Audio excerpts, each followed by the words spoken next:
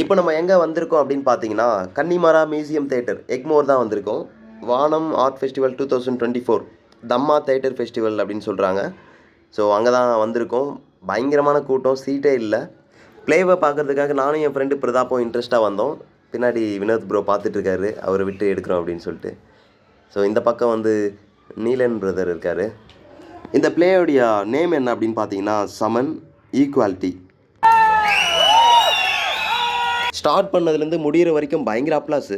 இந்த சமன்ன்ற ப்ளேவை வந்து சந்தோஷ் மாஸ்டர் தான் டைரக்ட் பண்ணியிருக்காங்க. அதுக்கப்புறம் செல்லானை வந்து எழுதியிருக்காங்க.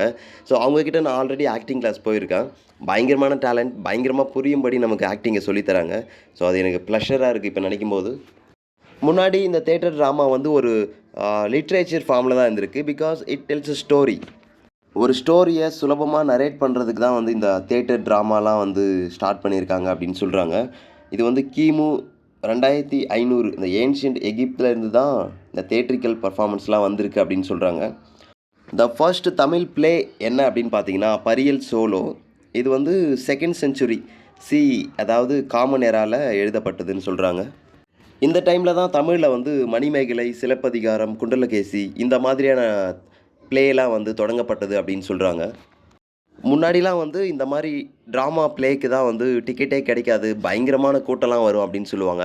இப்போ தான் வந்து சினிமாலாம் ஃபேமஸாக இருக்குது. முன்னாடி எல்லாமே ட்ராமா தான் ரொம்ப ஃபேமஸாக இருந்தது அப்படின்னு சொல்கிறாங்க.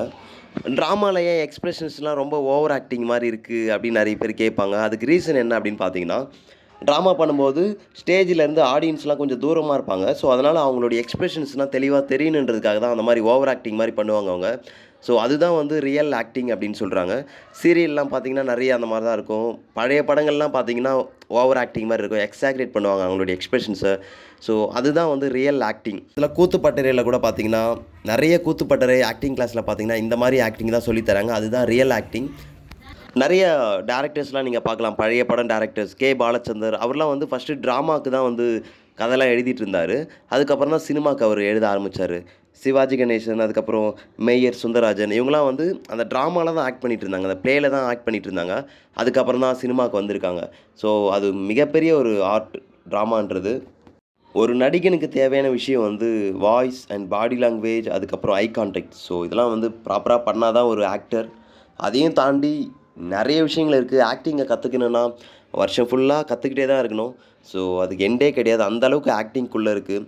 அதுக்கெலாம் நீங்கள் ஆக்டிங் கிளாஸ் போனால் தான் உங்களுக்கு வந்து புரியும். இந்த ஆர்ட் ஃபெஸ்டிவலுக்கு வந்து நிறைய செலிப்ரிட்டிஸ் வந்திருந்தாங்க. டேரக்டர் பா ரஞ்சித், அதுக்கப்புறம் டேரக்டர் அதியநாதிரை, அதுக்கப்புறம் ஆக்டர் தினேஷ்.